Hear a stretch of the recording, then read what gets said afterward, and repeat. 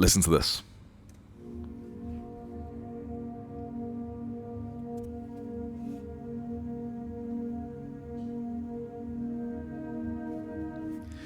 This is 432 hertz frequency, and it's supposed to have a healing and calming effect.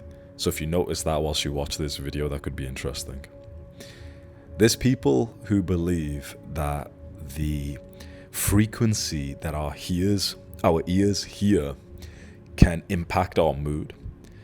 And not just that, but also the lyrics of songs that we listen to, the phrases that we say to ourselves or that we hear from the media and from the news, when everything you hear is shocking news, breaking news, this just happened, this just happened, this just happened. You're getting your daily dose of cortisol every hour, every time you check social media and there's someone shouting and there's someone yelling and there's people being aggressive towards each other. You listen to music on the way to the gym and it's like some rapper talking about crime and he's talking about money and he's just gotten that girl and this is what he's done with her. And these things would actually impact your emotional state, your beliefs, and your values, right? Because maybe you don't believe it for yourself. You're thinking like, no, it's fine to listen to music and stuff. That's not going to be a problem. If you believe that, let me ask you a question. Imagine it's in the future and you have a young teenage daughter and you listen to the music that she listens to, and it is like these female rappers who are saying like, oh yeah, that guy and his pee-pee was so big, and this other guy, I've got a wet ass pussy and all this, right? Oh, and this, it's lyrics which promote degeneracy, promiscuity, drugs and crime. You wouldn't think that it's fine then, right? You wouldn't be thinking to yourself like, oh yeah, like it's still fine. You'd be thinking, oh no, I wouldn't want my daughter to hear that. And the same with your son. So then the same for you. And I think if you're watching this channel where we talk a bit more about like more advanced self-improvement things, you probably know this already. But maybe you haven't taken amazing action on this, because I haven't either. I believe this to be true, that the sounds we hear and the music we listen to actually can greatly impact our emotions. But I still slip up and start listening to more like degenerate songs which are hype, and they're like, like rap songs and everything. The reason why I believe that music has a huge impact on you is because I've just felt it myself thousands of times. I think any guy who's like really consistent in the gym will know this. Some days you're just not feeling like going to the gym at all. But you just, you drag your feet, you fight through the sludge, and then you go and put on your clothes. And it's the moment you put your earphones in, that's when you start feeling like the mood to go to the gym, because you've created an association between this playlist that you listen to and going to the gym. I've literally felt times where I've listened to like a particular song, usually rap songs, but that's just the genre I listen to, where in the middle of the song, I decide that I'm going to stop resisting lust and I'm going to start being a degenerate again. Think about that for a second. I can consciously tell you with awareness that that's happened before, which is just incredible, the states that the impact that this could have on you if you listen to this stuff constantly. And it's not just music, of course, it's like the news, and it's even your parents and what people are saying to you, and it's the, how your parents speak about money and success. When they are talking about like rich people, they say they, not we. That's always creating this belief inside of you that, oh yeah, those rich people are elsewhere, we are not those people. So you can imagine these are just like minor things that I can think of right now to think, oh yeah, like this stuff really could actually influence you and your emotions. So that's a bit more of the basics covered. Now I just want to dive into like tinfoil hat conspiracy theories. I heard online that most songs back in the good old days used to be on 432 hertz frequency. I don't really know what that means, like why 432 or this one or whatever, but it's just a particular kind of pattern of audio, for example. And most songs used to be on this frequency, which is a healing frequency. At some point in the last like 2 to 3 decades, the industry of like music and all these artists, they changed the frequency to 440, which just happens to be a particularly destructive frequency for the human brain or the ear, which registers it as a, I don't know, like insecurities and increased cortisol and anxiety and those kinds of things. I heard that online like a few years ago, and I thought it was like silly, these conspiracy theorists, they're always saying weird things. But more and more, what's interesting is these conspiracy theorists are right time after time.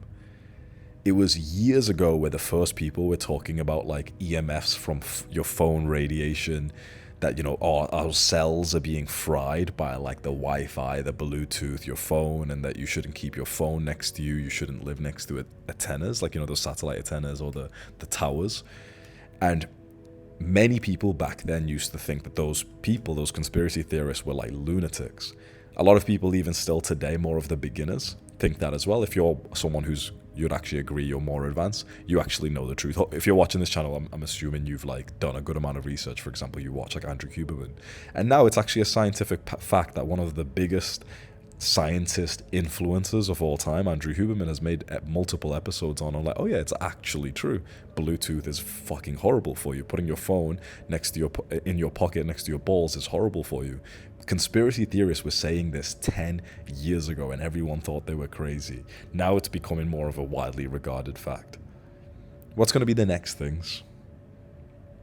Really think to yourself, what's going to be the next thing where right now it's like conspiracy theorists, but in a few years' time, we're just going to realize another thing has been messing us up? You could comment it below if you've got like an interesting idea. But this is where it gets pretty dark.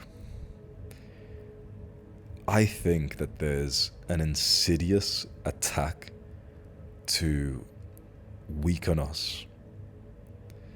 I don't think that this is all coincidence. The music thing I told you about is one area of life, right? So the music used to be 432 hertz, and then they made it to 440, which just so happens to be the one that's bad for you. I could tell you like 10, 20 other things kind of like that, where it's like, it cannot be a coincidence.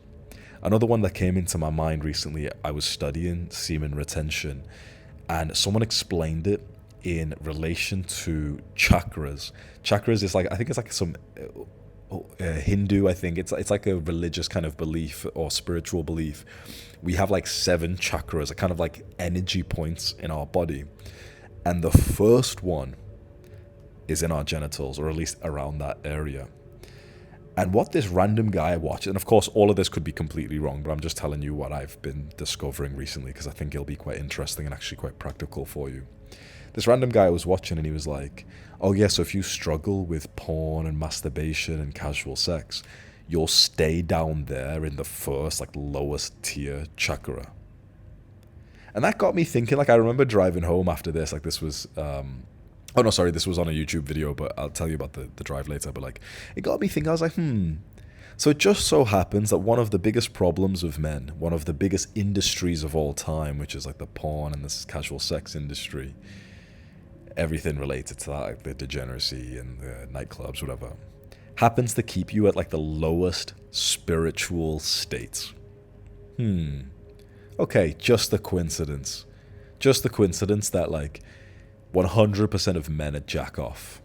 Just a coincidence that is actually one of the most destructive things because it keeps you at one of the lower levels.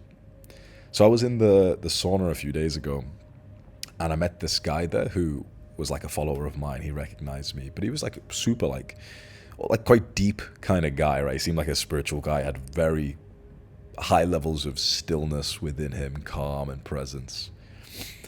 And people are talking about love and relationships, and this guy's kind of like a friend of mine, another guy I met.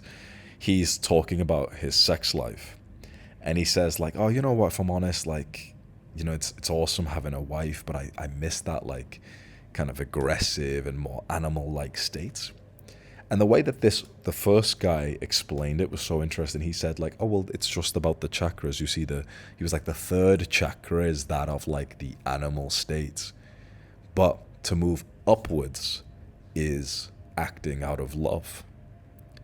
And, the last few weeks, this kind of thought and conversations have been coming up to me, this idea of like chakras. It sounds like such a weird thing.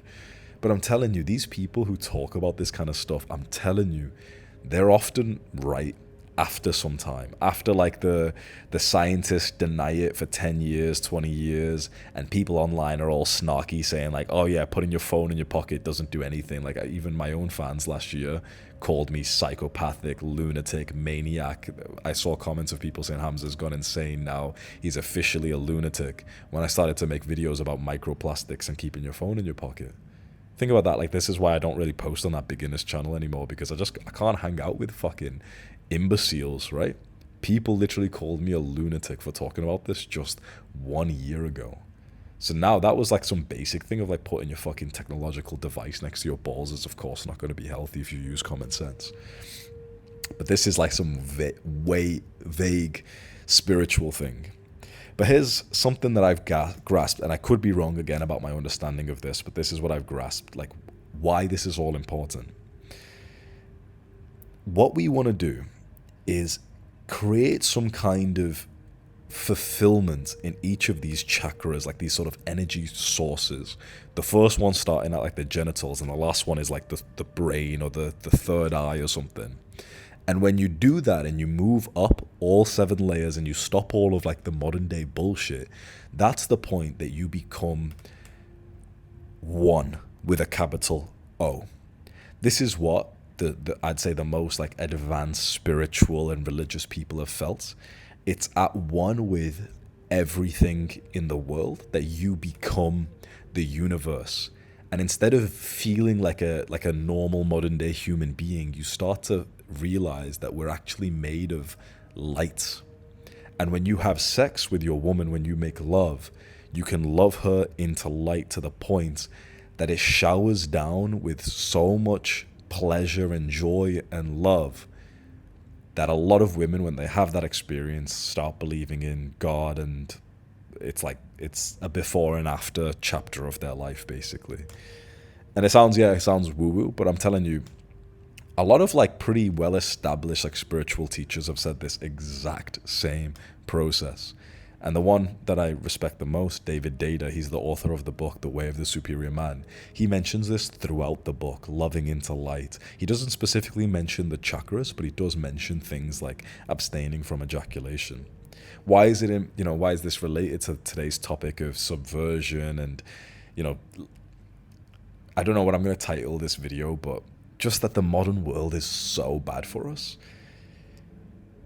It really seems to me that this is like an insidious attack, that this was not just a coincidence, that every level of the chakras that we needed to kind of live, fulfill or keep healthy has been destroyed. Love gets destroyed by this anxiety-inducing social media content and porn, and our level of peace and health is destroyed by weird frequency changes and Bluetooth and EMFs and microplastics. It just so happens that all these problems that we face are like the worst problems that we could face. Kind of makes you want to like teleport back in time and go live in like the caveman days when there were no microplastics or EMFs, and your problem was the boar in front of you. The problems of early humans was quite often physical. Not always, because I'm sure that there was like rampant disease there, but your enemy was in front of you in the form of another man or some big animal. The enemy these days is, well, I was going to say, like microplastics and stuff. Yeah, technically. But who's putting those microplastics in your system? The corporations. Okay, technically. Now we're getting deeper. Who's running that? Not just like the CEO of the corporation, but some like bigger shit. And this is where it gets quite deep. There was a Andrew Tate podcast I watched once, quite a while ago, where he was asked why he believed in God now and why he became a Muslim. And his way of explaining it, in my words, was that there is an equal and opposite to everything, and that he had seen pure evil in this world. So that meant that there was something of the opposite of so much good, which could only be God. I heard him say that. This was probably about a year ago, I think, and it was kind of cool, but I didn't really think anything of it. But just these days, when I'm looking into stuff like this, it's starting to sound more true, because I'm finding it hard to believe that the reason why there's so much suffering in the world is just because of like corporations and legislation, and not like the fucking devil. If the devil takes maybe human forms instead. Like when you think about the physical ailments of people, like 1/3 of people in America have either got diabetes or will be on track to have diabetes in the next like 10 years. 70 to 80% of people are fat or even obese in America and the UK. People are dropping dead at 50, 60, 70, even younger, because of heart disease and heart attacks and diabetes and Alzheimer's, cardiovascular problems. And all of that is actually man-made. Like, did you ever research how and when scientists started pushing the food pyramid? There was no evidence. There was no evidence. There was just bribes. The same with sugar and the same with the importance of breakfast. There was no evidence that the scientists used. They took bribes from companies that would profit, and they pushed the food pyramid, and they pushed their recommendation of grains and like a sugar breakfast. Sugar is okay for you, salt is bad, and fat is bad. The toll of that decision from maybe 50, 100 different scientists is probably a couple billion people, human beings, suffering. The suffering of billions by about 100 scientists who just took bribes and pushed forward something like the food pyramid, which was not tested. Because if it was, they would have realized this is the problem. When you tell people that grains and bread should be the biggest part of their diet, they get sick. When you tell people to have less fat in their diet and to have less meat in their diet, they start eating more bullshit. When you tell people to have like a higher carb diet, especially people who aren't like pro athletes who are training for a few hours a day, who actually use the carbohydrates, they get sick, they get physical ailments. So I've been like going down this little rabbit hole of health and thinking about things like microplastics and pollution and frequencies and those kinds of things.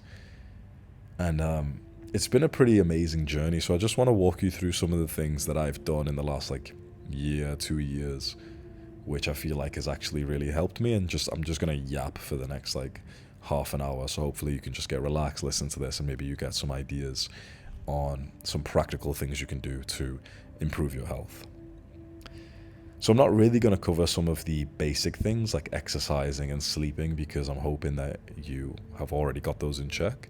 But often you can actually get the biggest gain by focusing on some of those fundamentals. But let's assume you're not like a level 0 human being and you exercise and you sleep because you're watching this advanced channel with very little dopamine. What are some random other things that you've got to watch out for? Or let's frame it in a positive light, what are some positive actions you should take that will boost your health from here? The first one that comes to mind is reducing or removing the microplastics from your system. Microplastics are like these nanoparticles that we end up ingesting because there's loads in our food, in the water that we drink, in the clothes that you wear. So the few simple things you can do is make sure you don't wear plastic clothing. So a lot of clothing is actually made from plastics, but they don't actually really say it's plastic. They call it things like polyester and I don't know. There's a few other phrases. I don't know these things, but basically you only want to be wearing clothes which are cotton or wool or those kinds of natural materials. There's going to be some times which it's actually appropriate to wear polyester. Like, for example, if I go on a hike back in the UK, I'll wear a polyester raincoat, right? Like a waterproof coat, because you're not going to wear like a big hoodie which is going to get wet and drag you down. And it's, you don't want to get wet in wool or in cotton, because that doesn't protect you so well from the rain. So you want like a plastic polyester waterproof jacket. That's fine. But especially like your underwear, you want to make sure it's got very little polyester. The waistband will probably have some elastane, which is okay, not terrible, it's okay, because it's just naturally going to have that. But you want to make sure that the part that covers your balls is like this cottony kind of texture, and check the label, make sure it's not like a 80% cotton, 20% polyester or anything like that. Just go get full cotton ones. Then I'd even suggest wearing cotton shirts and cotton shorts as well. And then, for example, like sometimes you might see me in Muay Thai shorts, so I do like kickboxing, and the gloves are plasticky, leathery, they're lined in plastic. They can have leather on the outside, but the inside has got like this kind of plasticky woven kind of material.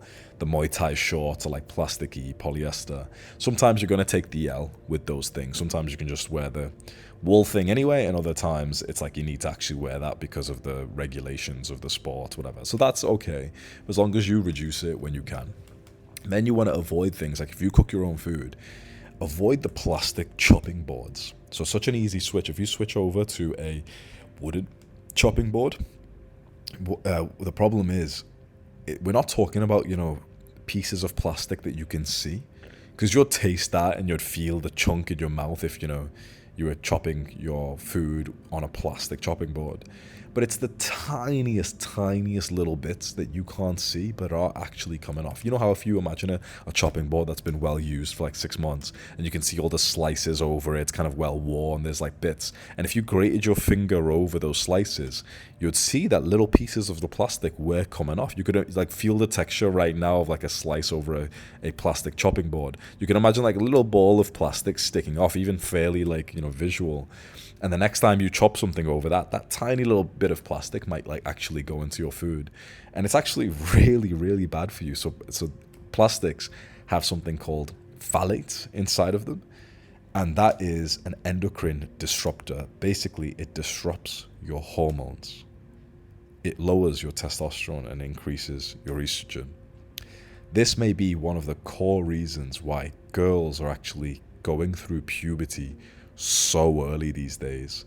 Like puberty, the age of puberty should be something, I believe it's like 14 and 15 or something like that. It's not uncommon for a girl to get her period when she's 11 or 12 years old, or even younger these days. It's not uncommon, like that uncommon anymore. And also, guys are suffering negative consequences, lower testosterone, higher estrogen. A lot of guys have got gyno, like breast mass. I had this as well, right? You can get that through steroids, but you can also get it just naturally, just through more like estrogenics, like endocrine disruptors through the environment. So if you've got like quite puffy nipples, if you've got like bitch titties, if you've got like wide hips and a fat little, nice, like little pregnant looking belly, most likely it's because of endocrine disruptors and a few other things that we'll talk about soon as well. And you won't really like know sometimes as well. Sometimes you'll have like a very clear symptom, like for example the titties or whatever. Like I used to have like pokey titties. Like I got surgery, so it looks kind of like okay. It looks fine, but mine used to look much worse.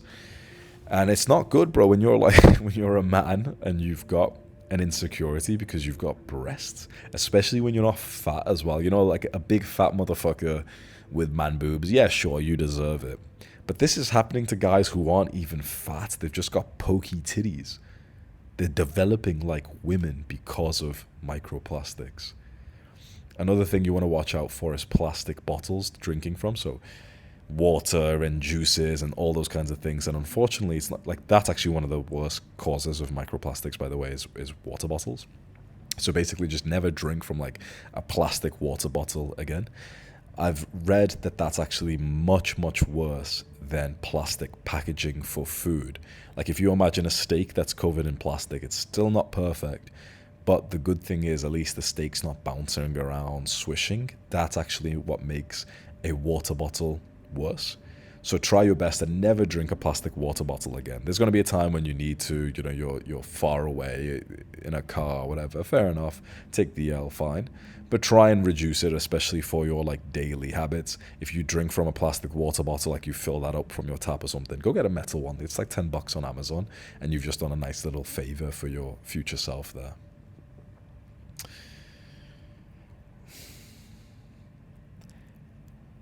Before I did this and also stopped drinking tap water and keeping my phone in my pocket, I was actually infertile. So not a lot of people know this, but I got a sperm test last year. I never have tried for children or anything, but I was just curious, and I got a sperm test and it came back as abnormal. And my numbers were basically like on the lowest end of the range. So I probably would, maybe if I was lucky, be able to have children if I tried for 12 months straight. Because to have children, it's like you get a window of opportunity to get your girl pregnant. And if your sperm doesn't get her pregnant in that, then you've got to wait a month. So you can imagine if you want to have a child, hopefully you've got amazing sperm where you can just do it on the first month, right? As long as she's healthy as well. But if you don't have good sperm, it could take you 3 months or 6 months or 3 years, right? So I had never tried for children, but I saw that and I wasn't even upset because I started researching these things around that point and I knew exactly what to do. So the first thing was that I stayed away from microplastics, and I did the single best thing that you can do to remove the microplastics which are already in your system, which is sweating. So I went into the sauna a lot. I used to keep I used to get the water, like I had a water bottle, like the metal one, and I used to fill that up with the cold water outside and kind of put it over my balls a bit, which I know sounds absurd, but I would pour cold water over my balls to keep that cool whilst I was in the sauna. So I would sauna most days of the week, and I recommend you to do this as well if particularly you feel like microplastics are a concern for you. If you feel like you're not, if you feel like it's something you're having a problem with, which most people are, by the way. I remember, I remember a few years ago, I used to see these kind of pictures on Instagram or so, where it would say the average human being eats 2 credit cards worth of plastic per year. And it basically it kind of accumulates in your body. Unless if you sweat it out and stuff, right? I've seen the newest studies, which is that you might eat a plastic credit card, the size of a credit card, every 2 weeks. Don't quote me on this, maybe go do your own research, but if that's true, that's a 26 times increase in the last few years. Plastics is absolutely everywhere, and as you may know, it doesn't really leave the environment.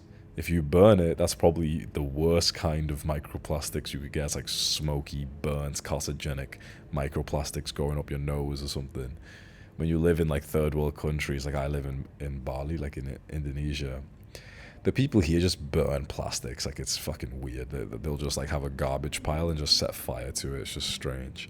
Black smoke coming from it. And that's probably terrible for you. So, yeah, just try and stay away from as much visual plastic as you can. But it even goes further. You might not even know, but when you get coffee, for example, in one of those takeaway cups, from a cafe, Starbucks, for example, it's a paper cup. If you feel the texture of that cup where you get coffee, it's kind of like a paper cup, right? But really ask yourself, if it's a paper cup and there's a hot liquid inside, how is it not seeping through and burning your fingers? How is it not seeping through and falling out of the cup and kind of melting the cup? Because it's a paper cup, right? If you took a piece of cardboard and you put coffee inside, hot coffee, it would start fucking up the texture of the cardboard. It'll get all soggy and it'll seep through, right? Because they line those cups with plastic, which means that you're getting plastic in your hot coffee, which from what I remember reading makes it much worse when the plastic has been heated up and you consume it. Sometimes you order food and you get food in the cardboard kind of boxes, but it's the same thing. It looks like cardboard, right? You'd look at it, be like, oh, it's like cardboard, it's like paper box or something. But again, all the sauce, the juice would leak out if it actually was that papery kind of material that it looks like. If you look very closely, there'll be plastic lining on the inside. So when you do get a food delivery, try not to eat directly from like the box that it comes in, especially with like a knife and fork, because you'll be like ripping up the plastics there a little bit. The same with even like milk cartons. If you get those like thick white ones, that's all fucked. If you get more of those like square cartons, you know, which you can get like almond milk or whatever, they're all papery cardboard on the outside. They've got a plastic lining on the inside. I know because I've cut one up to test. They've all got plastic linings on the inside. And besides, you shouldn't be drinking like fake milk anyway. So microplastics everywhere. Try your best to remove them. If you sauna a few times a week, that's pretty good. And then the next thing I did to fix my sperm level, so this was on that story, was I stopped keeping my phone in my pocket. And the reason why I did this, so this was a year ago before Andrew Huberman, like these big scientists were really talking about this. But there was one guy who I respect who had been talking about keeping his phone in his pocket in terms of sperm health over 10 years ago. And his name is Tim Ferriss, and he's like this big author, entrepreneur. He wrote the 4-Hour Workweek, the 4-Hour Body, the 4-Hour Chef, Tribe of Mentors, Tools of Titans. Super big entrepreneur, and yeah, you might know who he is. The 4-Hour Workweek book, right? In his book on the 4-Hour Body, there was a chapter on tripling sperm, and I read this book years ago. And I still remember to this day because he had the exact same thing as me. He went to get a sperm test, just not because he had any symptoms, he just was interested. And he had abnormal sperm. So his sperm was like not good enough to be or most likely kind of bad at being able to get like the egg fertilized. Sperm has like morphology, so it's like the shape and the way that it swims, and you want a sperm that's only got one tail that swims forward and it swims with speed, and it's shaped like the head is shaped like this instead of having two heads, whatever. You want like good healthy sperm. And so in this book that this guy wrote like 10 years ago, he wrote that his sperm came back abnormal and that men's sperm was dropping 1% per year, and he fixed it by removing his phone from his pocket, and he started to keep his phone on like a armband that like runners use. He waited 3 months because that's how long it takes for your sperm to kind of like refresh for like a new batch, and he had tripled his sperm. That's exactly what happened to me with scary similarities. Mine tripled as well. So after 3 months of doing a few things like, you know, the microplastic sauna and stuff, but mostly just not keeping my phone in my pocket, my morphology and the volume and all those kind of metrics on average at 3 times. I think it was I forgot the particular phrase, but it was like the volume or something that that did the biggest change. But basically all my markers from that point were actually good. And when I had the call with like the scientist, the doctor who, you know, tells you your results, she's like, wow, like that's like, you know, so good, it's went up, it's all looking good. And I ended up saying to her, I thought she'd be interested. Like, I thought she would ask me, like, how did you do it? But when I said to her, like, yeah, like, I think I said to her, like, oh, do you know how I did this? And she went, how? And I said, I stopped keeping my phone in my pocket. And she actually agreed. She said, yes, we've heard that before, and it actually makes sense. Like, you know, we had a little chat about it, and yeah, that's it. I reversed a problem that could have, like, kind of like ruined my life, or, you know, like caused like such a big pain of not being able to have your own children. And the scary thing is that you might be infertile right now and you don't know because you've not had a test, and it takes about 3 months to fix it. But I have a feeling like if you don't fix it in some time, it can get more and more permanent. So I really wish that you take that advice and just start removing the microplastics from your environment and stop keeping your phone in your pocket. If you have to put your phone in your pocket for safety reasons, like for example, if you're carrying things and you need the hand, put it on airplane mode at the very least. I just hold my phone in my hand. Like, I don't know why people think that that's so crazy. Like, when people see me in person, no one's ever commented, oh, why are you holding your phone like that? No one's ever commented that. But when I say it online, people like, oh, like, people just don't really take the advice for some reason. But it's like, I just hold my phone in my hand. Like, I don't see why it's that crazy. Like, If I'm driving, okay, it's like it's on the little holder thing, okay, whatever. The moment I get off, I hold it and I just walk into the gym, and when I'm doing the set, I put it down next to me or something. That's it. It's not crazy. I just don't put it in my pocket. People always ask me, "Oh, but where do you put your phone then?" Oh, it's just impractical, whatever. It's like, just hold it. It's fine. Like, if you live in like a place where it's gonna get stolen from you, okay, fair enough. You might need to come up with something else. But keeping it in your hand is probably one of the safer places. Not being a mindless little NPC on it with one hand, but more like you're gripped onto it whilst you're walking forward, if you get what I mean. It's harder if you're already gripped onto it. Maybe with two hands, for example, you're just like stood there kind of holding it in front of you. That's fine. So yeah, that's one of the biggest things you can do for at least getting rid of some of these like sperm related things. But there's still more with the endocrine disruptors, right? Those things that block your testosterone, that increase estrogen and make you more of a woman, literally. There's still a lot of those things for us to cover. Fragrances, perfume, deodorants, candles, and air fresheners. All of them are endocrine disruptors. You might not think that, but when you get next to your, like, let's say in the future, you've got a beautiful girl and you're going on a date and you can smell her perfume, it smells nice. Every whiff of that perfume is lowering your testosterone. Really, and I know this sounds like stupid alpha male shit, but it's not like because she's a woman or something. Because fragrances are estrogenic, they're endocrine disruptors. You can get some fragrances which are estrogenic free, but most people that you smell on the street, including the ones that you even put on your very own skin, are reducing your testosterone and increasing all like host of illnesses and increased estrogen and man boobs and all these weird things. You can make all of this stuff, right, that we could cover. You can make all of it with natural ingredients. The fragrances, toothpaste, clothes. It's very interesting in like every area of our life. There just happens to be like, oh yeah, they just it's all synthetic. It's all like weird, fucked up ingredients that destroy your health. Is it a coincidence, really, that like that all the fragrances we use, the deodorants, the air freshener, they could all literally be natural, right? When you think about it, humans have probably had some kind of like fragrance, cologne, aftershave, those kinds of, not aftershave, you get my point, like perfumes, for thousands of years. And back in the old days, it was made from real things, right? They'd get some like, I don't know, some lemon or some shit, and they'd get some beeswax or whatever, right? They'd get some natural ingredients that was actually safe to put onto your skin.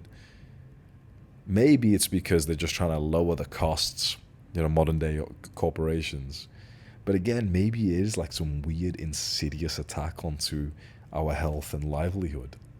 Is it like, with the music, for example, is it just a coincidence that the frequency of all the most popular music changed in the last few decades from 432 to 440 frequency? Is it just a coincidence that they just happen to think, oh yeah, we've just got to switch it to 440 hertz because it's just cheaper to produce or some shit? Like, no, that doesn't make sense, right? Or was it like an insidious attack onto the heart and mind and the health of the people? That's for you to decide, right? But it's, you go down this path, you start really like seeming like a crazy person. But yeah. What else? Some foods, natural foods, are estrogenic as well. I would argue you don't need to care extremely about these. Like, there's a few foods you should avoid as a man.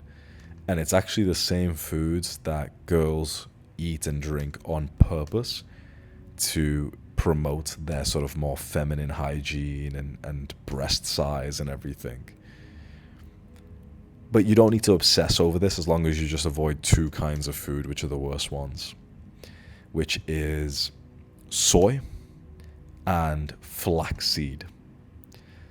To put this into perspective for you, last year I was with my ex-girlfriend and we were reading like a book on estrogenics together. And soy and flaxseed were on the top of natural estrogenic food. Particularly flaxseed She started eating because she was convinced that her boobs would grow bigger by doing so. It did.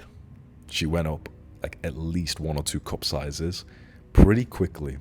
Could have been a coincidence. Could have, because I think she was like 23, 24, and it said that women can have like a second puberty around that age. Could have been a coincidence, but that's quite a fucking lucky coincidence that it just happens after she was doing something with the intention, right?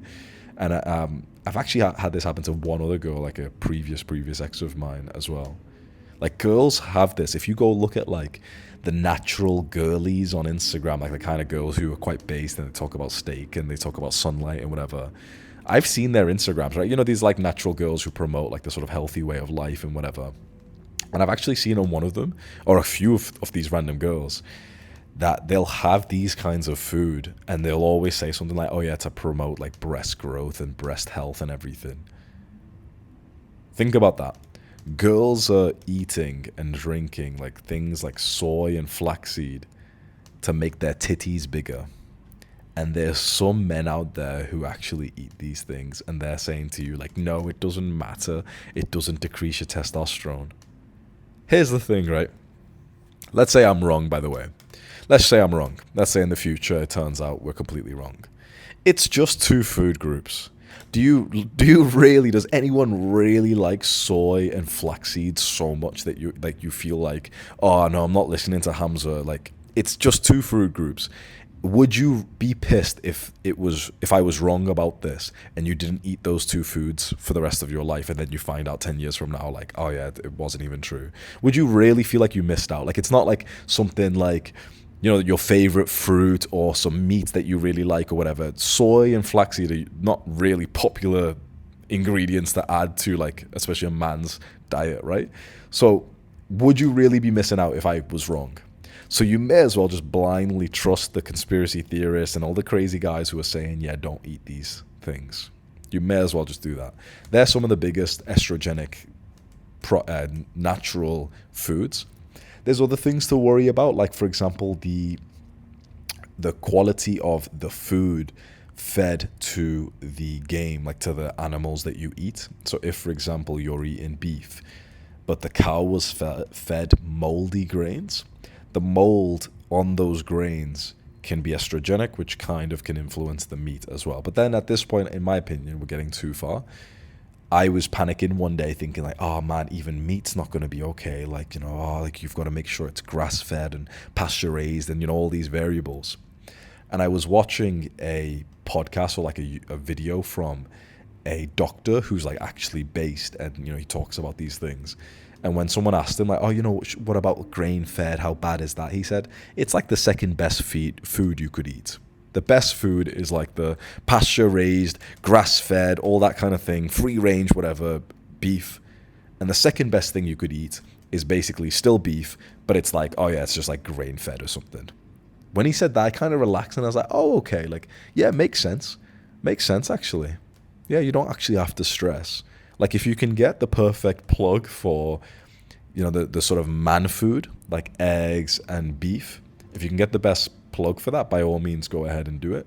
But if you're ever in like a random restaurant and you don't know if it's grain-fed or grass-fed or they've only got one option, you're like, oh, it's just grain-fed, like, is that going to be bad? It's still better than basically everything else on the menu for you. This is kind of off topic, although it's kind of related to today's topic of, you know, making people weaker. Imagine you're a colonizer. You and your army go to a different country because you want to take their resources, you want to impregnate their women, and you don't want to kill their men because it's actually more valuable for you to keep their men alive and have them working to contribute to the country that you now rule. If you did that, imagine you are now the colonizer of a country like India, like the white man was, right? The white man takes over India, rapes their women. What diets would you put their people on? You don't want to kill them because you want them to work, pay taxes, and to support the country that you now rule. You don't want to kill them. but you also don't want them to be strong enough to overthrow you and to revolt. What are at least one or two foods that you would never feed your slaves, like the people that you've just colonized? You would never feed them things that are high in protein, like meat, and also you'd never want to feed them eggs as well. It's just like a natural understanding. Like, most guys are nodding their head, being like, yeah, for some reason, I can't tell you why, but if I literally had like these slaves in front of me, I wouldn't give them steak and eggs. I just wouldn't, because that's like real man food. And Hamza said for this thinking practice, like, we'd want to keep them like weaker and more lethargic. So here's the inverse of that question. Imagine you have the slaves in front of you. If they grow strong, they'll kill you and take over. They'll take their land back. If you keep them in like a weak level and you've got millions of slaves, they'll do your bidding and they'll keep the country going and they won't revolt. So you want to keep them tired and fatigued. What food would you feed them? What food would you feed your slaves if you wanted to make sure they were too tired to revolt against you? You'd feed them vegetables, grains, bread. I swear to God, like 80% of guys watching this are just nodding their head, even if you don't understand why. You're just like, yeah, like it just makes sense. Like that is slave food. Like, imagine a plate. You would give no protein to the slave, right? You just know it, right? And you'd also preferably not even give him a high-fat diet as well. If you had to feed him so he didn't die, you'd just want to give him vegetables and grains, right? You'd just want to give him very low protein. That's it, because you don't want them to live forever. You don't want them to have strength. You'd have them on low protein, low fat, but then high carbs, so that's where the source of their energy is coming from. Because if you don't give them the high carbs, then they're just starving and they'll all die soon, right? If you needed to give them a solid like 1.5k calories to keep them alive, you would make their entire plate just grains and bread and vegetables.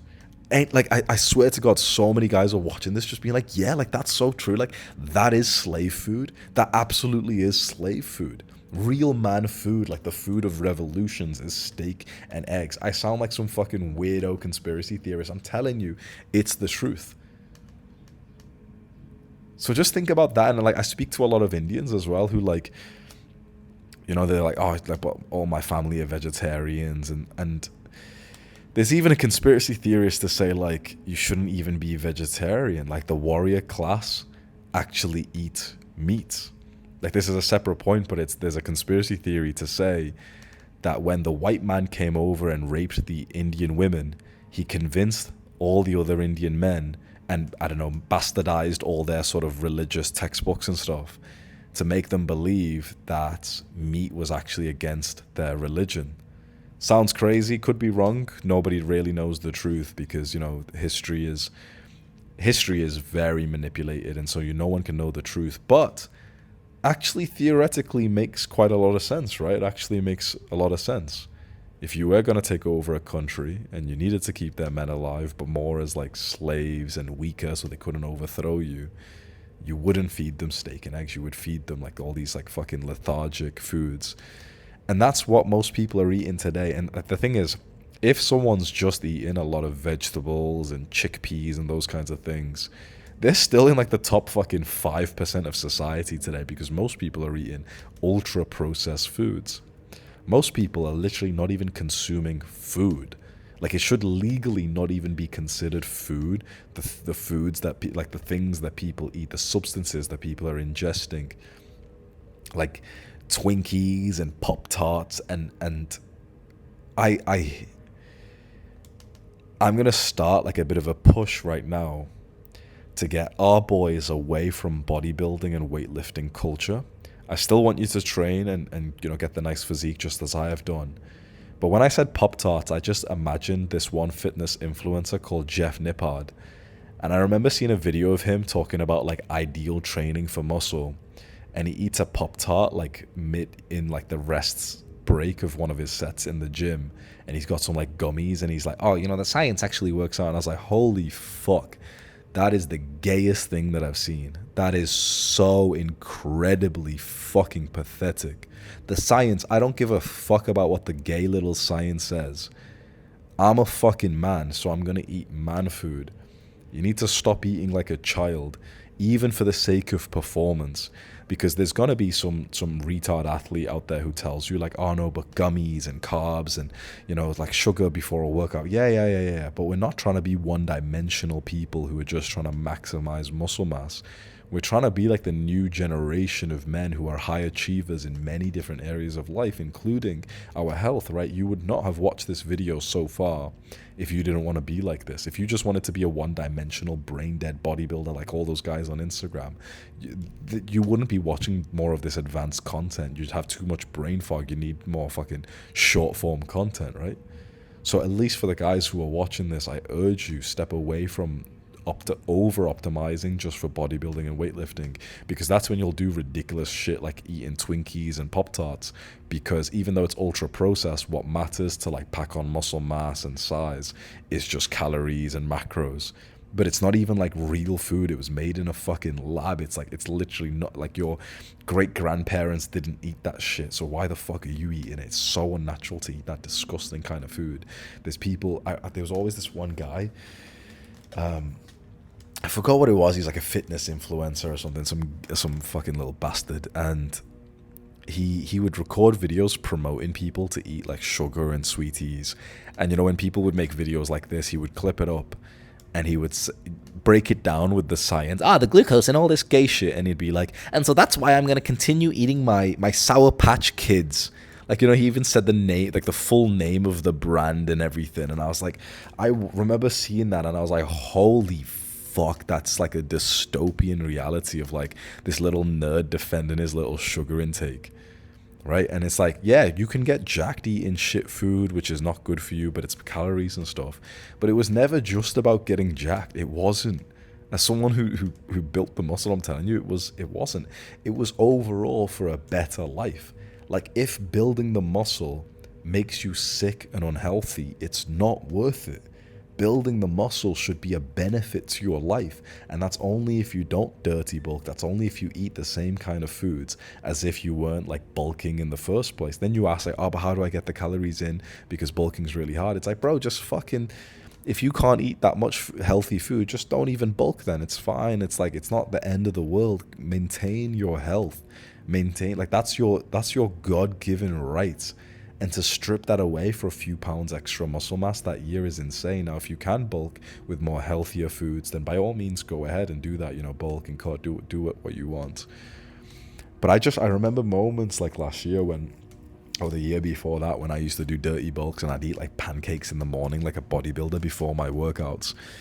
And if you want to be a one-dimensional human being, like you literally just want to be a professional bodybuilder or weightlifter, for example, you're going for a world championship or those kinds of things, by all means, go ahead. But I'm telling you, like, the guys who are watching this, they don't want to be one-dimensional men. They want to be like full-stack men. They want to be like Adonis, that character that I made, which encapsulates like the pinnacle of multiple areas of life.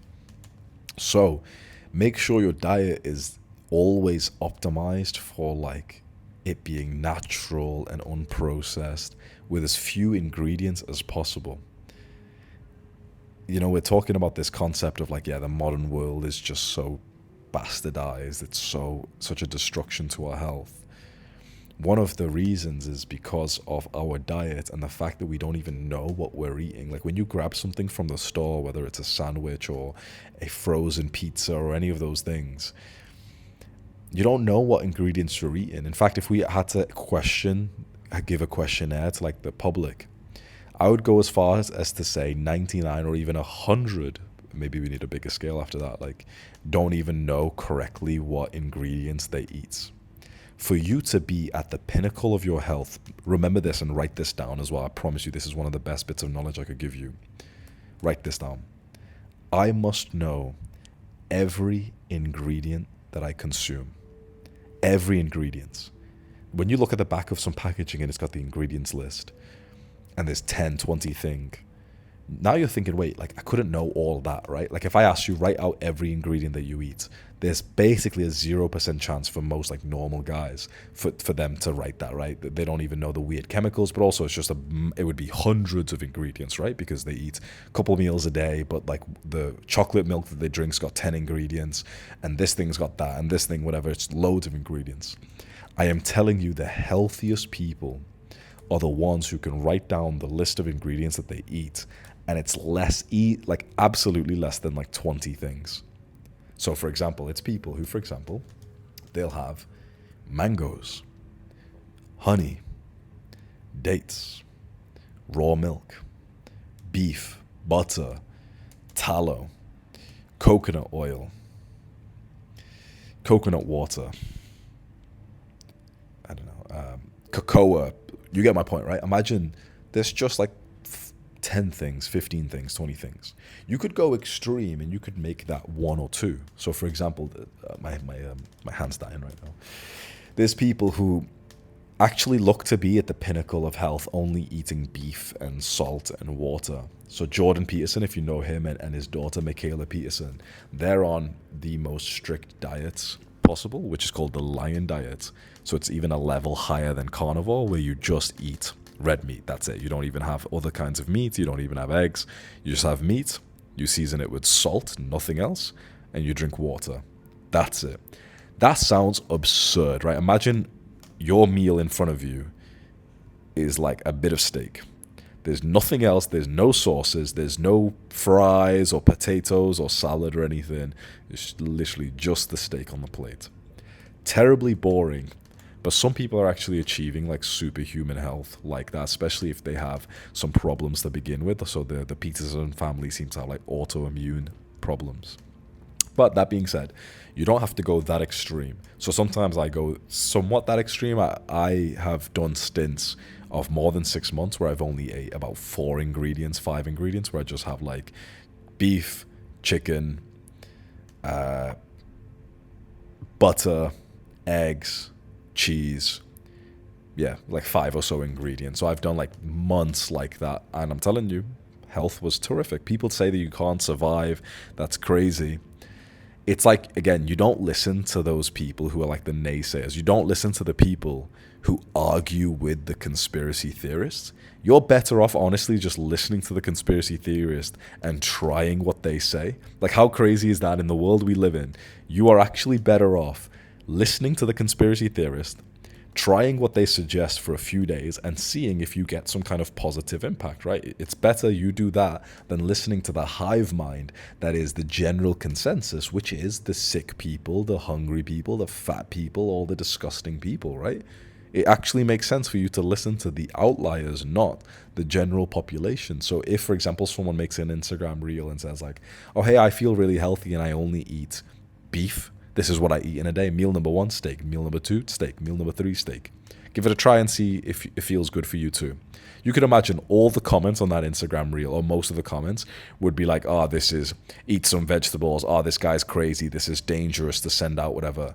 Those are the masses. You don't listen to the masses, right? If you click on all those profiles of the people who argue with the conspiracy theorists, they're usually like the biggest fucking bots you can find. Like they've got like even how many fucking COVID and booster jabs they've had in their Instagram bio with like a nice little tick bicep emoji or some gay shit, little blue hair, tattoos and all that weird shit, right? You don't listen to the people who argue against the conspiracy theorists. You actually listen to the conspiracy theorists and just give it a try. Like you're actually, I assume quite a lot of guys are nodding their head thinking like, yeah, that's actually so true, because you're often going to end up being better off like that. Like if someone tells you like, oh, check every grocery label and make sure there's no red 40 in there. There's people saying that in America, for example. Does it really serve you to be arguing against it when really it's like you could just check and be like, okay, red 40 looks like this weird thing. I don't really give a fuck. I'm not like an advocate for red 40. So if quite a few people online have said it's bad, I'll just make sure that I'm not eating it, just because I'll put my trust in the sort of the consensus inside of the conspiracy theorists narrative, right? And it would have served you really well. The same with atrazine, and the same with pesticides, and the same with now eating way more meat. So the destruction of the diet, like the human natural diet, is one of the main reasons why people feel terrible when they're eating ultra-processed food. But also then want to upgrade like one step above that is the slave diet, where you're eating a lot of vegetables and carbs and grains and those kinds of things. So you want to avoid both of these. I might have turned some people away and they're sure that this is crazy. Wait, what, Hamza, you're saying don't eat vegetables? There's a reason why vegetables don't taste good. It's your body literally telling you, like, hey, we don't actually want to eat this. Unless if you drench it over with fat and you roast it and everything. Like, I mean, that's a separate point maybe with taste, but like, you just give it a try. You eat very little ingredients. You might want to add some vegetables if you really want, or maybe some fruits. But that's like how you get the best case scenario in your nutrition. Limit yourself to 20 ingredients. Maybe write them out for you right now. Keep some safe, because in the next few weeks you might discover a taste for something new which you haven't thought of. But you could do this as an action step right now, is write up your list of ingredients, and then from tomorrow or from tonight, enforce that. Don't have any ingredient, right? We're not just talking about food or meals. We're talking about the individual ingredients. So think about that level of, like, most people say that what they eat is like pizza and casseroles and pizza rolls and all this weird modern day bullshit, right? McDonald's and whatever. The healthiest people don't tell you the meals that they eat. They could tell you each individual ingredient. They'll literally have Instagram reels, for example, where they're like, oh yeah, I woke up and I had some dates with some butter. There's just 2 ingredients in that meal, dates with some butter. When the little out of breath, puffy, acne bodybuilder tells you his full day of eating, and he's like, hey guys, so today we're having some cereal, Kellogg's, and milk, whatever. Kellogg's and chocolate milk or some shit. There's like 20 ingredients in there. He just doesn't know. He's not optimizing for a good life. He's optimizing just for muscle mass. So you've got to be careful, right? Because you can have a good life and being in insane shape where the muscle that you build actually adds to your life rather than takes it away. This is a side note, but this is actually why I'm leaning down and I'm doing very little weightlifting workouts right now, because I actually want to lose size. Think about that for a second. I want to lose size. Why? Because I'm over the craving of validation and the need for like people to look at me and everything. I just want to feel good inside of myself. And I am 90 kilograms, 200 pounds. And I don't really feel that good. I feel heavy and slow and stiff. I get out of bed and I don't feel good. The last like 1 year, 2 years, I genuinely feel like I've aged like 10 years because of the most recent bulk that I did and the size that I put on. I actually have a worse life because of that. So I actually want to lose size. I want to not just lean down and be shredded, but I specifically literally want to lose like maybe not lose some muscle mass, but I just want to lose like a lot of weight. And then if I naturally lose a little bit of muscle mass because I trained very hard this year, I'm going to be okay with that. I hope I am, right? It can psychologically fuck you up and you look at yourself and you're smaller and whatever. But you want to be like a lower body weight and body fat percentage as well. And the world, especially for guys, doesn't really promote this. So previously I've said that in terms of the physique, in terms of like attracting girls, you actually want a big more of the sort of bigger look compared to those TikTok boys, because when you're the bigger, more masculine look, you'll attract more feminine girls. And that's true. But I might need to personally take the L and not be as big. Like I'll still keep up like some masculine traits and everything. But I'm not saying that I'm going like TikTok boy physique, but I do just want to get lighter weight. So I'm about 200 pounds right now, and I want to be most 180. I actually want to be between 170 to 180, which is very light for me, right? That's 77 kilograms to 81 kilograms for a guy of my height, 6'1", of my size and muscle mass. I'm going to be like very lean, maybe even under 10% body fat. But, we'll adjust when we get there, because that's what's going to give you a better life quality. And then when you see the pressures that men have with body dysmorphia and the push to take steroids, and like you see the culture of bodybuilding online, again, it's like one of those modern day like psyops that are making men weirdly weaker, because you make a man obsessed with just one area of his life and he's basically just like a useless little non-contributing member of society. And he's just obsessed with one thing, which is like muscle mass, even at the cost of other things. There's a phrase I always say to myself, which I read in a book, which was, if you knew the promotion was going to cost you your wife, like your marriage, would you still work for it? The idea is, once you've already got like to a pretty good point, trying to push for more things like more muscle, more size, might actually take away from your life more than it would give. So in your pursuit for muscle mass and for bodybuilding, just be careful not to do that in the unhealthy way where you're eating foods that aren't actually good for you just for the pursuit of like, oh yeah, well, I'll just do this bulk right now and then I'll like eat healthy after that. Make eating healthy, that ingredient list that I told you about, the new baseline of your life forever. And on top of that, if you can bulk and gain muscle, sick. But keep that baseline of healthy diet just by consuming like 20 ingredients or so. When it comes to the music, so I mentioned, this video was like at the start that the frequency of music has been changed. It used to be 432, which is like this healing frequency, but at some point the music industry changed it to 440, which places people in more of like a depressed, anxious state, which might make them more likely to be consumers. Because if you're like healed by music, you probably need to listen to it less. But if you get more bursts of cortisol and anxiety through music and desire and lust, you probably will end up listening to it more. Because if you're satisfied with something, you actually use it less, which is interesting, right? Because you'd assume you'd use it more because it's nicer, but you use things less. Like when you're satisfied with your love life, with your relationship, you actually feel like you need to see your girlfriend less. When you're not satisfied, that's usually when you feel like you need to like be in the same room 24/7. You need to fix it. You need to keep talking. You keep thinking about her, whatever. It's the same with like, I assume with like the frequencies, right? So like I admitted, I've known this for a little while, but I still find myself going back to those periods where I'm listening to like the loud, aggressive rap music because, like the hype is fun. I'm driving through and I want something hype and aggressive on the way to training, to kickboxing. But I will say, like, I don't like that version of me. And I think you wouldn't like the version of you as well. Again, when you're just trying to optimize for fitness, like for, the performance in one area, like for example, will you get a better workout if you listen to degenerate music?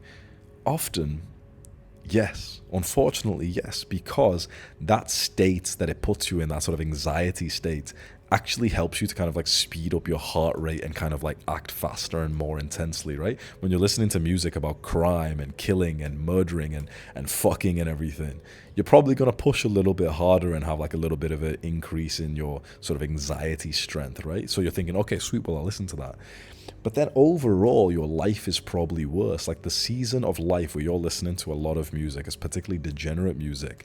Overall, your life is going to be worse, even if you ended up getting a little bit more of a PR that month compared to the month that you listen to this like deep healing frequency. And I believe this is even the case with most kind of music, by the way. So if you're thinking, okay, well, I don't listen to rap, so it's fine. It's the same thing, bro. If you listen to like white people music, like, like just singers, Taylor Swift and Ed Sheeran, whatever, they're often singing about really like beta blue pill weak things. If you listen to any male singer and actually listen to the lyrics, it's either degenerate or it places the listener in a beta mode. Basically, when you listen to like the lyrics and you can imagine you're getting influenced by it, it seems to me that there's very few songs which genuinely have the lyrics of contentment and genuine like love and relationship, like genuine, right? Most of them will keep you in a state of lack. Oh, gotta get that money, gotta fuck more women, gotta get that girl's love. And it places you in this sort of beta male kind of mindset because these are like affirmations in your mind. Or it places you in more of the degenerate, lustful, egotistical kind of mindset from like, yeah, I've got that money. Yeah, I get the bitches, whatever. So you're probably better off without it. And then let's say, okay, well, it's not rap. It's not, some like modern day singing Taylor Swift singer or some shit like that. How about if it's like no lyrics? It's like some house song. That's probably better for you if there's no lyrics. In fact, there's a guy you could listen to his videos. His music's kind of cool. It's like Dunheim, Dunheim. And it's kind of like war, like Viking music. There's very little lyrics, and if there are lyrics, it's in like some weird language. It's just like chanting basically. And I listened to this for some time. I think it probably still has that like fucked up frequency thing, but at the very least you're not getting like degenerate affirmations in your mind. But even that being said, I have a feeling like the season of life in which you work out to these sort of healing frequencies might actually be better overall than the season where you work out to any of these songs, including that like Viking kind of thing, because you're placing yourself in this kind of lower frequency, more like anxious kind of like, I don't know, this weird kind of negative energy for the sake of a workout where the performance is going to be nice if you do get a performance boost listening to something hype and aggressive compared to like, you know, this cute like fucking hum of like some noise, which is apparently meant to be good for you. But again, that's what I'm saying. It's not just the one-dimensional thing of looking at what gets you the best workout, but it's the whole human in general of what makes your life better overall. So maybe that's just an action step. The next time you go to the gym, go onto Spotify and search for healing frequency, and there'll be some there. Look for the one that's 432 hertz. There's also other ones, like you'll see some which are like 780 hertz, whatever. I'm pretty sure they're all good as well. But if you just search something like healing frequency, you'll see a couple of these. It's not very hype, but if you just kind of allow it to and also use a bit of placebo effect and just kind of like start smiling and feeling happy, I have a feeling like you'll end up actually having like a pretty decent workout. You'll be way more approachable. And this is how you're going to meet like your wife. Like, do you like imagine this, like imagine meeting your wife, right? She's in the gym one day. You've never seen her before. Could you imagine the energy, like the sort of subconscious energy you would have when you listen to normal like rap music about fucking and getting girls and taking drugs? Or if you listen to like, again, white people music, which is like sad boy music and sad rapper, I'm depressed. Oh, I love that girl, but I'm a cuck and she's with someone else. Could you imagine the kind of aura you would have, this invisible radiance around you of like that kind of energy? Your future wife, when she's there in the gym and walks past you, she won't even kind of look at you because you just have this invisible aura of like negativity, hatefulness, anxiety, right? You'd be kind of like giving her the side eye, trying to like, you know, think, should you go speak to her or something? Imagine the version of you that listens to this like cute, fucking wholesome, deep healing frequency. Now imagine the aura around you when you're there and like in between your sets, instead of listening to, you know, music about killing people and about wars and gangs and about hating your family or whatever the fucking lyrics are, about like getting girls and making money. It's just this with no lyrics, and you're saying nice affirmations about yourself like, I'm a strong guy, I'm a kind-hearted guy, I'm a loving guy. Imagine the invisible aura around you. That might be what it takes for you to actually attract your future wife that day. Imagine missing out on the whole life of experiences because of the music you were listening to. Now that argument's a bit of a reach, right? It just so happens that she's there when you're listening to music. But if you're someone who listens to music a lot when you're outdoors, which is a lot of us, especially when you go to the gym, and when you go to the gym is probably the place that you're thinking you're going to meet your girl, kind of makes sense for you to like listen to things that place you in a better kind of more wholesome mood. Is this a sacrifice from your gym performance? Maybe. But what if it's also not? What if this sort of happy mood actually ends up making you stronger because this is more healing and decreases like your cortisol and makes you like, I don't know, regenerates your cells more or whatever. Like I've researched that this kind of frequency does, right? So maybe from now on you want to start listening to this instead of like the degenerate things. And if you want to take a big action step, go on to Spotify, go delete all your degenerate shit on there. May as well. Fuck it. I'll do it right now in front of you and you do it with me. I have a playlist, right? This is the one I didn't want to delete. When I started to listen to this new frequency thing, I thought that I would delete my gym playlist. And I'm going to delete it right now. When I thought I'd delete my gym playlist, I didn't really feel like it was going to be difficult to do. The playlist that I didn't want to delete, I'm just deleting like a multiple of them right now, but the playlist I didn't want to delete, which I'll be honest to you, is titled Fuck.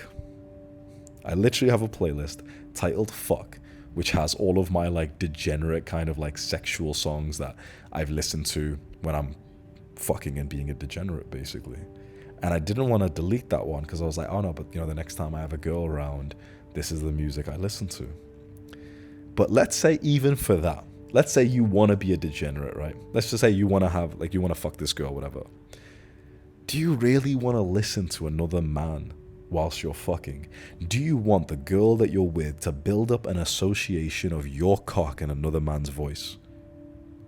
Holy fuck. Do you know how many girls have been fucked to big artists like Drake or Brent Faiyaz or whatever, to the point now that they're actually way more lustful for those guys because of the fact that they've been fucked to their music so many times? It's built up through association. You are conditioning your woman through a build-up of association to fantasize and to be attracted to some other guy, because you're putting her in a very intense, passionate mood. You're doing the work and another guy is getting free like sexual aura points from it. Not you. The other guy is. Now, this is super rare. Maybe like this is so unrealistic. But if your girl ever stumbles past one of these guys that you fucked her to, like his music, like, you know, some artist that you listen to all the time, you guys have watched a bit of his like music videos, or it's someone who's very recognizable like Drake or some shit, like some big rapper, you could imagine her chance to cheat has definitely went up. I'm not saying she will cheat, but if she's literally had sex with you 500 times whilst listening to like Drake songs, for example, you could imagine if she stumbles past Drake, which of course I know is being very unrealistic, but you could imagine she would be more likely to, right? Why would you even have that?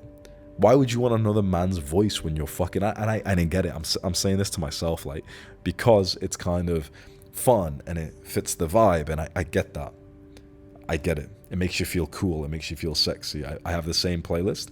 When I have a date and like I'm gonna meet a girl at like 7 p.m, I play the playlist, and it gets me in that like sexual vibe and, you know, the sort of masculine, dominant kind of vibe, which often makes me do really well on a date. And before some time, I'm confident as fuck. I play this on my laptop knowing that we're going to come back up and she's going to hear it, and it's already my fuck playlist, right?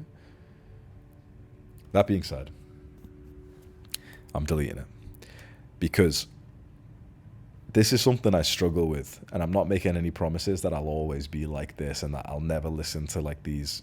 I've got so many playlists on here I'm deleting right now. I'm not making a promise that I'll never listen to these kinds of songs again, because I thought I wouldn't, and then I ended up, you know, falling back into that, as you normally do on self-improvements. But at the very least, you want to have the intention to just get away from that, because this is beautiful. Like, you can hear this right now, right?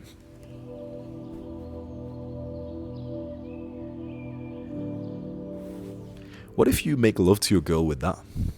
Instead of a degenerate rapper's voice who's talking about drugs and fucking a different a guy's girlfriend or something, and he's got drugs and he's the G, and he's even saying his name. Like, there's a rapper, Brent Faiyaz, who I listen to a lot, and a lot of his songs are about like just hyping him up, like, oh yeah, he's the G, he's this. You're literally listening to like another man put affirmations in your ear that he's the G. Think about that for a second. Like, you're plugging in your earphones to be like, yeah, let me just listen to affirmations that make me feel like a beta male for a second. Oh yeah, no, but me and Brent are like, we go way back, bro. Like, like, you know, you're like, beta males like to tune into someone and feel like they are part of it. That's why beta males watch porn, for example. It's like, no one ever says, oh, let me go watch the girl that I want get fucked by someone else. You create this like fake dynamic between you and the male porn star, thinking like, yeah, like that's like us, that's like me, right? I'm like that guy. But you're not. You're literally watching another guy fuck the girl you want. You're literally listening to another guy who's recorded professionally after he's fucked like 10 girls this week, and he's like, yeah, I'm the G, I'm this, I'm so cool, I make money, I'm this. And you're like plugging it in, like, oh yeah, let me listen to the affirmations where he hypes himself up and by nature lowers me down. And then I want my girl to listen to it when I make love to her as well. I just want her to know how much of a G Brent Faiyaz or Drake or some shit is whilst I make love to her. Holy fuck, do you see how fucking insidiously corrupt that is? Do you see that? Do you see how fucking weird that is? Holy shit. And then finally, the last thing I want to talk about is the relationships of the modern day. So we're pulled towards way more degeneracy, maybe because of things like the music and because of the things we see on Hollywood movies and TV shows and all this, and the destruction of the family, the removal of the father from the home, the destruction of the nuclear family, feminism, all this. Is it just the case that in the chakras, like we've been lowered and kept and chained to the lowest chakra, the one close to our balls or something, and we're just there staying in like this sort of guna fucking kuma level. And if you do move up, most guys will just get stopped near like the animal level, which sounds cool, right? These are the guys who might say, oh yeah, I'm a lone wolf, I'm on semen retention, but they stop at the animal level and they never get to real love. Isn't that sad? Because I don't know about you, but like I sat yesterday doing this like end of year review, just asking myself some deep questions. And I wrote down and I was like, you know what? Like, if I'm honest, like, I'd like to have love in my life. Not just a girlfriend, not just a girl that I smash and, you know, it's nice to bend her over and all these like lustful things that you end up thinking about. But to have genuine love. Love to me is kind of like a training ground. It's kind of like a battle. It's kind of like a fight. It's a fight to choose this person and to put in the effort for those small moments that makes them feel loved, especially when you don't feel like it, because that's what actually creates a loving relationship. It is not the big monumental things you do, like the ring you buy her or the big surprise trip or the car you buy her, like a lot of these materialistic guys online are telling you, like, oh, I got this ring for my girl, I've been working so hard or whatever. It's those little moments when you smile at her and you hug her extra deep. You don't just hug her like a normal thing, but you like hug her extra close and she can tell that you like really like her.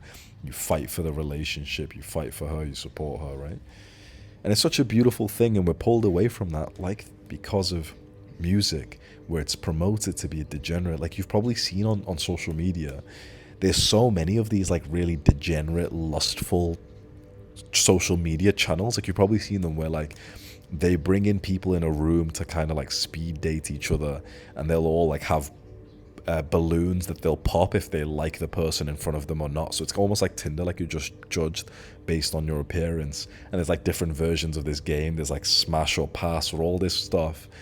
And it's just so degenerate and vanity based. It's just, you look at the people and you're like, holy fuck, they're all corrupted souls, all these girls with BBLs and fuck tons of makeup and like weird fucking disgusting like hyper shaped bodies because they've all got fake titties, fake lips, fucking nose filler and all these guys who are degenerate and lustful and drug dealers and everything. And these are people who are watching.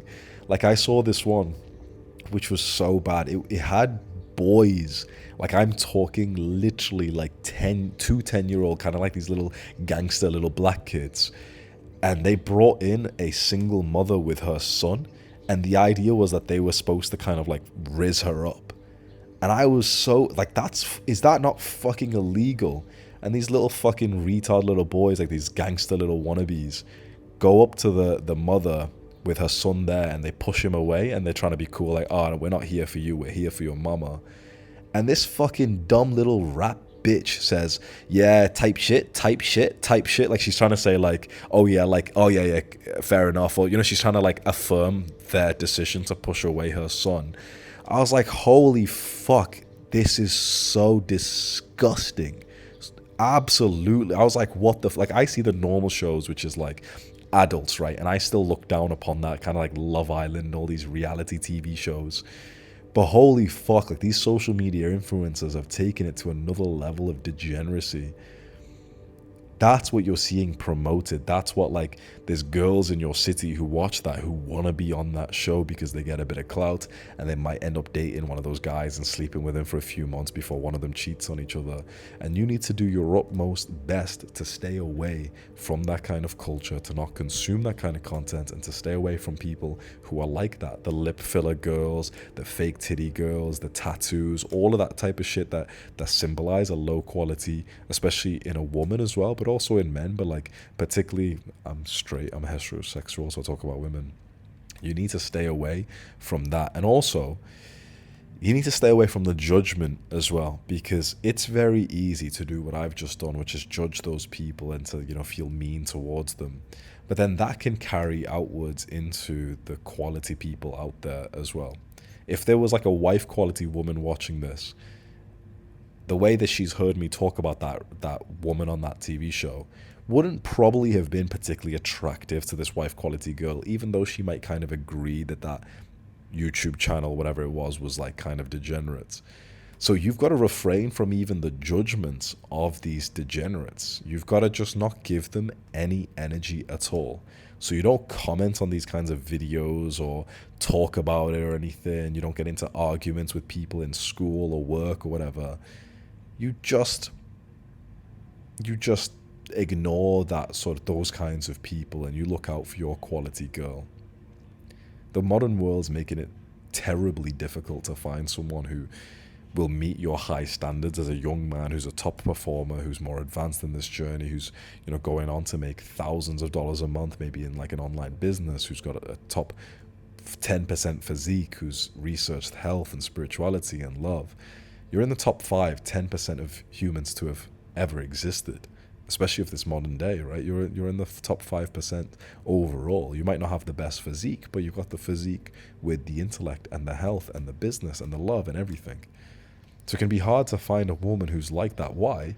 Am I saying that there's not, like, you know, women aren't good? No, because a woman who is high quality is one of the most desirable things on this fucking universe, in the planet. So if there's a woman who's in the top 5% of women in the sort of subjective opinion of like our culture of, okay, she meditates and she doesn't drink and she doesn't, you know, fornicate and whatever, some of the guys already wifed her. Some of the guys already fucking wifed her, because that's a fucking catch, right? So this is why it's so hard to find a good quality woman, because there's so many women who are not good quality, and there are a lot of women who are good quality, but they're very quickly given commitment, marriage, whatever, or at least boyfriend-girlfriend relationship by the guy who sees that. So you need to be ready to meet the girl, right? So many guys will say like, oh, I'm not ready. I'm not looking to date right now. I'm just going to wait. I'm too young. What I would say to that is just be open to it. You'll never know if you meet that wife quality girl, top 5% girl, when you're like 16 years old. You never know if you meet her then. You never know when you go into like your more like autistic periods where you're just focused on work. Okay, sweet, do that. But you never know if you're going to walk past that girl, and it doesn't serve you to be closed off to that kind of woman. It serves you to always think in your mind, today could be the day that I meet that high quality girl that I'd actually want to be with. Right? So you close yourself off to casual dating, close yourself off to casual sex, resist the lust that the modern world has put onto us, because nothing is at the end of that rainbow. In that year review that I told you about, like I was writing out, or like what 2024 was like, and I wrote multiple times that not just casual sex, which I thought was the problem, even casual dating and kind of getting feelings for a girl that I knew was not like my wife, that was still a problem. That was a new lesson for me. I'm sure it's not a new lesson for a lot of people, but I thought the degenerate thing was just casual sex, having hookups. I thought it was kind of like okay if you built up like a bit of a loving relationship, boyfriend, girlfriend, with like a girl who's pretty awesome. I realized even that's wrong. It's specifically only looking for the girl that you would actually want to be your wife and have your children. Everything else is degenerate. That's what you want to be optimizing for, which of course means you're going to have to delay more. It of course means that like you're not most women won't meet your criteria, and that's fine, but the waste of time and potential and the chaos it brings your life, hopefully you can listen to my words and save yourself from like months, even years of the pain and misery and mistakes and failures that I've been through. It's not just casual sex and hookups and porn that you want to get away from. It's also casual dating with a girl that does not meet your standards for like what you deem a wife quality girl, what you'd want the mother of your children to be like. You need to stand firm in those standards that you have, and it can be very difficult to do that with the pull of degeneracy, with lust, with the quick hookup. I totally understand that, but I'm telling you, there's nothing on the other side of that desire.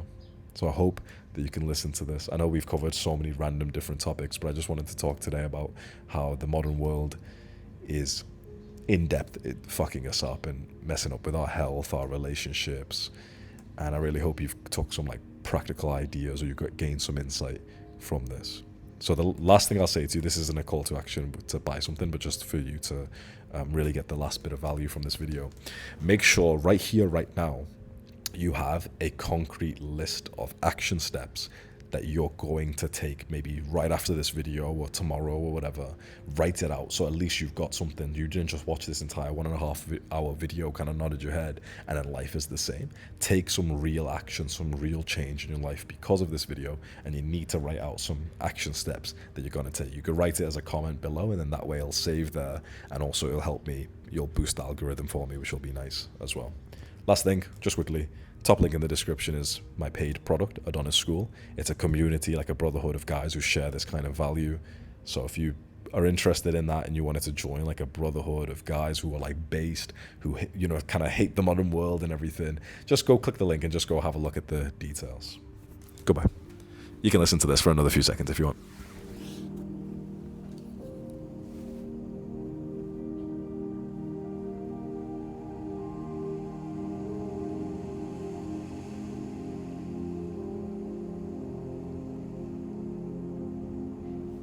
Goodbye.